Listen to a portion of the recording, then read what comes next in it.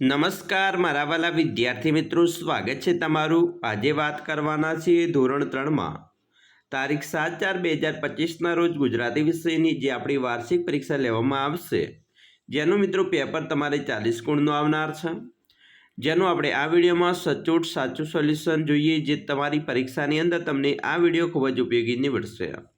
તો ચાલો વિદ્યાર્થી મિત્રો વિડીયોની શરૂઆત કરીએ। તેના પહેલાં તમે ખાસ ચેનલમાં નવા હોય તો ચેનલને મિત્રો અવશ્ય સબસ્ક્રાઇબ કરી વિડીયોને લાઇક અને શેર કરવાનું પણ ન ભૂલતા।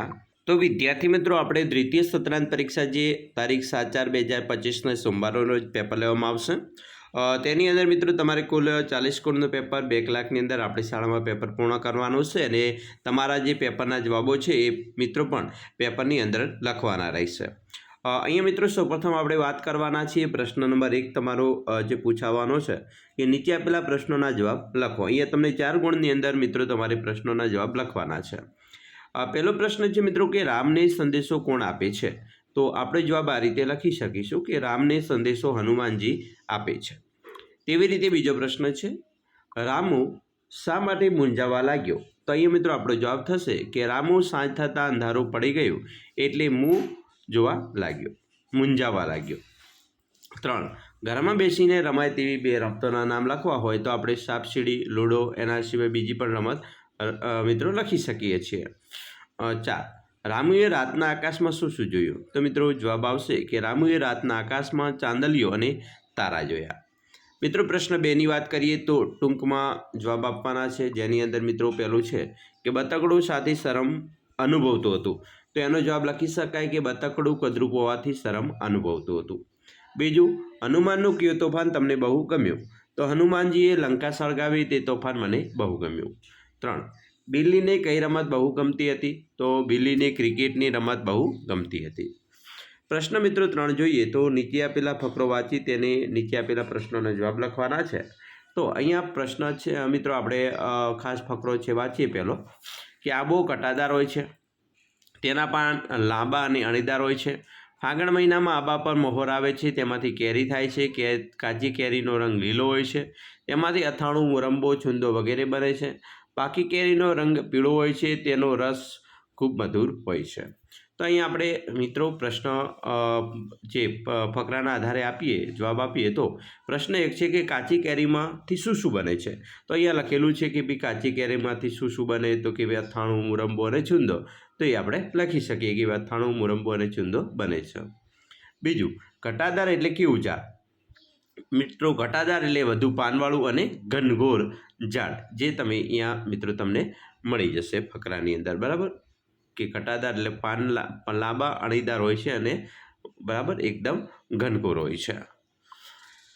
ત્રીજો પ્રશ્ન છે પાકી કેરીનો રંગ કેવો હોય? તો આપણને ખ્યાલ છે પાકી કેરી હોય એનો રંગ પીળો હોય છે।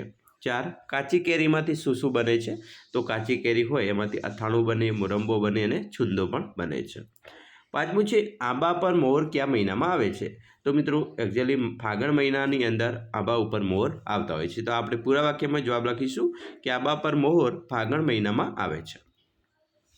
પ્રશ્ન મિત્રો 4 છે ઉદાહરણ મુજબ શબ્દો બનાવો। અહીંયા ઉદાહરણ આપેલું છે કે અણી, પછી અણીદાર અને અણીવાળું, એવી રીતે અહીંયા પાણી તો પાણીદાર, પાણીવાળું, ધાર તો ધારદાર, ધારવાળું, જુસ્સો તો જુસ્સેદાર, જુસ્સાવાળું, માલ તો માલદાર, માલવાળું, અરજ તો અરજદાર, અરજવાળું। તો વિદ્યાર્થી મિત્રો આવી રીતે તમારે પણ ઉદાહરણ મુજબ આવશે। પ્રશ્ન મિત્રો 5 છે આપેલા શબ્દોનો સમાન અર્થ ધરાવતો શબ્દો કોઠામાંથી શોધીને લખો।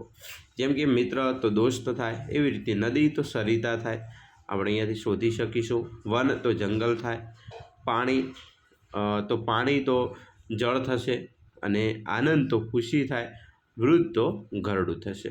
તો આવી રીતે એના પણ જવાબ લખીશું। પ્રશ્ન નંબર 6, નીચે આપેલા કોષ્ટકને વાંચી સમજીને નીચેના પ્રશ્નોનો જવાબ લખવાના છે। વિદ્યાર્થી મિત્રો અહીંયા આદિત્ય બુક ડેપો તમને બિલ નંબર આપેલો છે 15,407 stationer and book sales, MG road, Vadodara, શ્રીમાન પ્રવીણભાઈ સુથાર, અંકે ₹235 પૂરાનું બિલ છે, બરાબર? એમણે મીણિયા કલર, સ્કેચ પેન, કાતર અને પેન્સિલ ખરીદી છે। ખાસ એમને અહીંયા છૂટ આપેલી છે કે ભાઈ પુસ્તક પર છાપેલી કિંમતના 10% ડિસ્કાઉન્ટ મળશે। ધોરણ 1 થી 12ના પાઠ્યપુસ્તકો, ગાઈડો, અપેક્ષિતો તેમજ કોલેજના પુસ્તકો પણ મળશે. દરેક પ્રકારની સ્પર્ધાત્મક પરીક્ષા માટેના પુસ્તકો મંગાવી આપવામાં આવશે. તો આવી રીતે મિત્રો છે. તો પ્રશ્ન મિત્રો એક છે કે ગ્રાહકના બિલનો નંબર કયો છે? તો અહીંયા તમે જોઈ શકો છો ભાઈ ગ્રાહકના બિલનો નંબર બરાબર 15,407. તો આવી રીતે તમારે પણ જવાબ શોધીને લખવાનો છે. બીજો પ્રશ્ન છે ગ્રાહકે કુલ કેટલી રકમ ચૂકવી છે? તો અહીંયા ખ્યાલ જ છે આપણને કે 235 રકમ ચૂકવી છે. ત્રીજું, આ બિલમાં દુકાનનું નામ શું છે? તો આગળ આપણે જોયું કે આદિત્ય બુક ડેપો છે. તો આદિત્ય બરાબર બુક તો એ એનું નામ છે. 4, આ બુક ડેપો પર કેટલા ટકા ડિસ્કાઉન્ટ આપવામાં આવે છે? આપણે નીચે જોયું 10% ડિસ્કાઉન્ટ આપવામાં આવે છે. અને 5, પ્રવીણભાઈએ કેટલા રૂપિયાની ખરીદી કરી છે? તો 235 રૂપિયાની. મિત્રો પ્રશ્ન 7 છે નીચે આપેલ વિશે તમારા શબ્દોમાં 5 વાક્યોનું વર્ણન કરવાનું છે. કોઈ પણ એક 5 ગુણમાં પૂછી શકે છે. જેમ કે તમારા મિત્રના જન્મદિવસની ઉજવણી વિશે 5 વાક્યો લખો. તો વિદ્યાર્થી મિત્રો તમે લખી શકો છો કે ભાઈ મારા મિત્ર, તમારા મિત્રનું નામ લખી શકો છો કે ભાઈ મારા મિત્ર સત્યમનો બર્થડે હતો ત્યારે મેં જો તમે રૂબરૂ ગયા હોય તો રૂબરૂ વિશ કરી હતી અને કેક કાપી ત્યારે સહભાગી પણ બર્થડે પાર્ટીમાં તમે સહભાગી બન્યા હતા બરાબર. હું મારા મમ્મી પપ્પા બધા જ ગયા હતા બરાબર. એની જે કેક કાપી ત્યારે સેલિબ્રેશન જોયું અમે કર્યું હતું બરાબર. અને જે તમે કર્યું હોય બરાબર તો એના વિશે 5 વાક્ય લખવાના છે. જો તમે ગયા ના હોય તો એના ફોન ઉપર બધાએ આપી બરાબર, વિડીયો કોલ કરીને જોયું તો એવી રીતે પણ લખી શકો છો. બીજો પ્રશ્ન છે તમારી શાળામાં ઉજવાયેલા પતંગોત્સવ વિશે 5 વાક્ય લખો. તો પતંગોત્સવ આપણને ખ્યાલ જ છે કે ભાઈ 14 જાન્યુઆરીના રોજ આપણે ઉત્તરાયણ આવતી હોય છે. તો એના આગલા દિવસોમાં એટલે કે 12 તારીખે તમે તમારી શાળામાં જો પતંગોત્સવ રાખવામાં આવ્યો હોય તો તમે લખી શકો છો કે હું મારી શાળાની અંદર પતંગોત્સવની અંદર સહભાગી બન્યો હતો, જેની અંદર હું, મારા મિત્રો, મારા શિક્ષકશ્રીઓ, ગુરુજનો બધા જ પતંગોત્સવની અંદર મજા લીધી હતી. જેમાં મેં આટલા પતંગ ચકાવ્યા હતા, તેમાંથી મારો પતંગ મેં આટલા પતંગ કાપ્યા હતા બરાબર, આટલા મેં કપાવ્યા હતા પતંગ. અને એવી રીતે તમે કઈ દોરી વાપરી હતી બરાબર, તમારો પતંગ કેટલું ઊંચું ગયું હતું, તમને કેવી મજા આવી કે પછી મિત્રો સાથે કેવી મજા લીધી, તો એના વિશે તમે આ 5 વાક્યો લખી શકો છો. પ્રશ્ન મિત્રો 8ની વાત કરીએ તો નીચે આપેલા વિષયના આધારે 5 થી 7 વાક્ય લખવાના છે.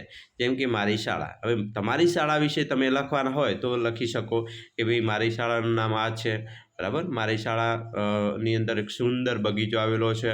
મારી શાળામાં 8 થી 9 જે હોય રૂમ આવેલા છે. મારી શાળામાં આટલા શિક્ષકો છે, આટલી બહેનો છે, ટીચર છે. હું આ ધોરણમાં ભણું છું બરાબર. મારી શાળામાં એક સરસ મજાનું પુસ્તકાલય આવેલું છે. મારી શાળાની અંદર કોમ્પ્યુટર રૂમ આવેલો છે બરાબર. તો આવી રીતે મિત્રો અલગ અલગ એંગલથી આપણે તમારી શાળા વિશે લખી શકો છો. પછી મારે પ્રિય માતા. હવે માતા વિશે લખવું હોય તો શું ના લખી શકાય? દરેક બરાબર. તો માતા એ 100 શિક્ષકોની ગરજ સારે છે બરાબર. જનની જન્મભૂમિથી ચડિયાતી.